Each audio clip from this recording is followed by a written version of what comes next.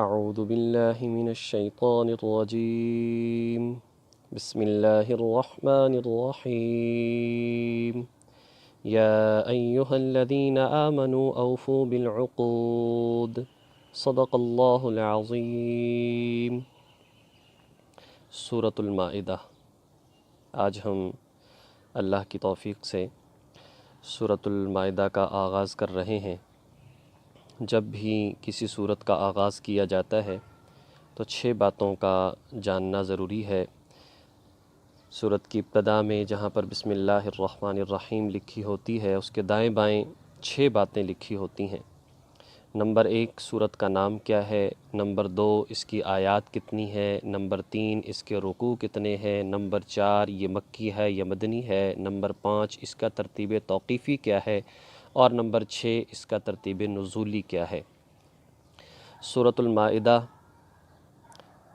یہ قرآن کریم کی مدنی سورہ مبارکہ ہے، ہجرت کے بعد نازل ہوئی، اور اس کی 120 آیات ہیں اور 16 رکوع ہیں۔ ترتیب توقیفی یعنی قرآن کریم میں یہ 5ویں نمبر پر سورہ مبارکہ موجود ہے۔ پہلے نمبر پر فاتحہ، دوسرے پر بقرہ، تیسرے پر آل عمران، چوتھے پر النساء اور 5ویں نمبر پر سورۃ المائدہ ہے۔ نزول کے اعتبار سے 112 نمبر پر یہ سورہ مبارکہ نازل ہوئی۔ اسی سے پتہ چلتا ہے کہ نبی پاک صلی اللہ علیہ وسلم کی مبارک زندگی کا جو آخری زمانہ تھا، اس وقت یہ سورہ مبارکہ نازل ہوئی ہے، اور اس کا کچھ حصہ صلح حدیبیہ کے موقع پر نازل ہوا، کچھ حصہ فتح مکہ کے موقع پر نازل ہوا، اور کچھ حصہ حجۃ الوداع کے موقع پر نازل ہوا۔ گویا کہ سن 6 ہجری سے سن 10 ہجری کے درمیان یہ سورہ مبارکہ نازل ہوئی۔ اس کا نام سورۃ المائدہ ہے۔ المائدہ، مائدہ کہا جاتا ہے دسترخوان کو۔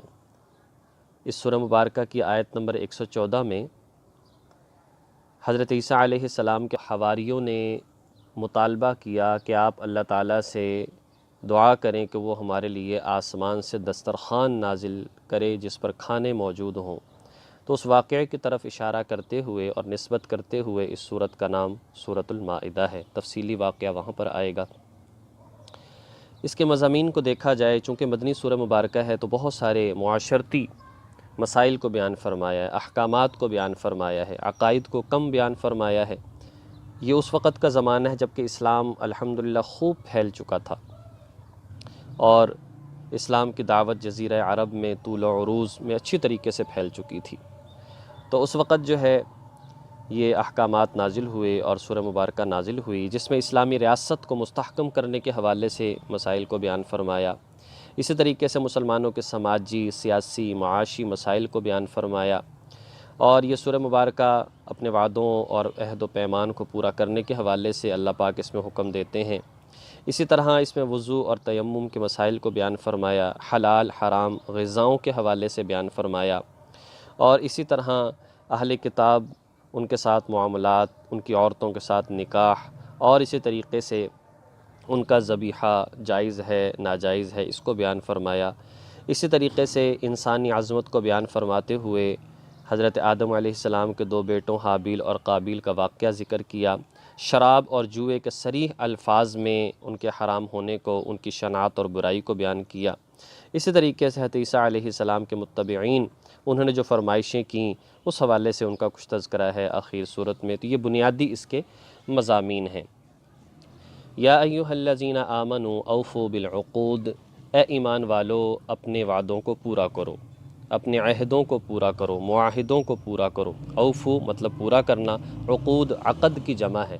عقد کہتے ہیں 2 بندوں کے درمیان، 2 جماعتوں کے درمیان، 2 ممالک کے درمیان کوئی بھی ایسی بات جو ہے وہ جو کی جاتی ہے اور آپس میں کوئی معاملہ کیا جاتا ہے تو اس کو عقد کہا جاتا ہے، اور یہ چاہے مسلمان اور مسلمان دونوں کا ہو یا مسلمان اور غیر مسلم کا ہو، ان کو وعدوں کو پورا کرنا اور جو بھی کوئی معاہدہ ہو جائے اس کو پورا کرنا ایک مسلمان کے لازم، فرض اور ضروری ہے، اور توڑنا اس کا گناہ کبیرہ ہے۔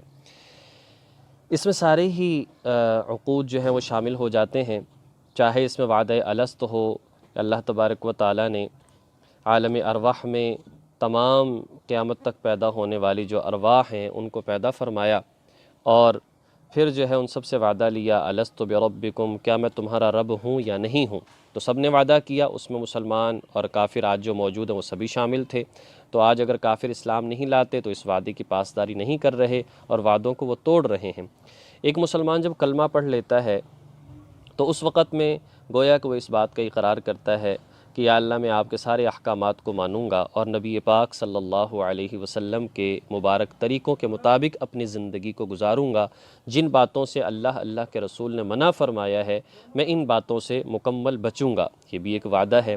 اسی طرح ایمان مجمل پڑھتا ہے یا مفصل پڑھتا ہے تو اس وقت بھی کہتا ہے آمنت باللہ کما هو باسمائہ وصفاتہ وقبلت جمیع احکامہ، یعنی میں سارے اللہ تعالیٰ کے احکامات کو مانتا ہوں، اقرار باللسان و تصدیق بالقلب، زبان سے اقرار کرتا ہوں، دل سے تصدیق کرتا ہوں۔ تو یہ بھی اس کے اندر شامل ہے۔ حضرت عبداللہ بن عباس رضی اللہ تعالیٰ عنہ بیان فرماتے ہیں اللہ تبارک و تعالیٰ نے قرآن کریم میں جو حلال، جو حرام، جو حدود یہ بیان فرمائی ہیں، ان سب پر عمل کرنا یہ وعدوں کو پورا کرنا ہے، اور ان کو توڑنا یہ عہد شکنی کرنا ہے۔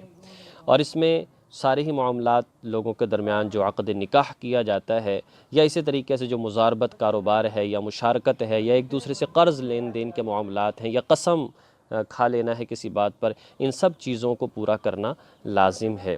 اور مسلمان کی ایک نشانی ہے، ایک غیر مسلم بلکہ ایک منافق جو ہے اس کی علامت یہ بیان فرمائی کہ وَإِذَا وَعَدَ أَخْلَفَ، کہ منافق جب وعدہ کرتا ہے تو وعدہ خلافی کرتا ہے، یہ اس کی نشانی ہے۔ اس لیے مسلمان کو اس چیز سے بچنا چاہیے، إِنَّ الْعَهْدَ كَانَ مَسْئُولًا، اس لیے کہ وعدوں کے بارے میں پوچھا جائے گا۔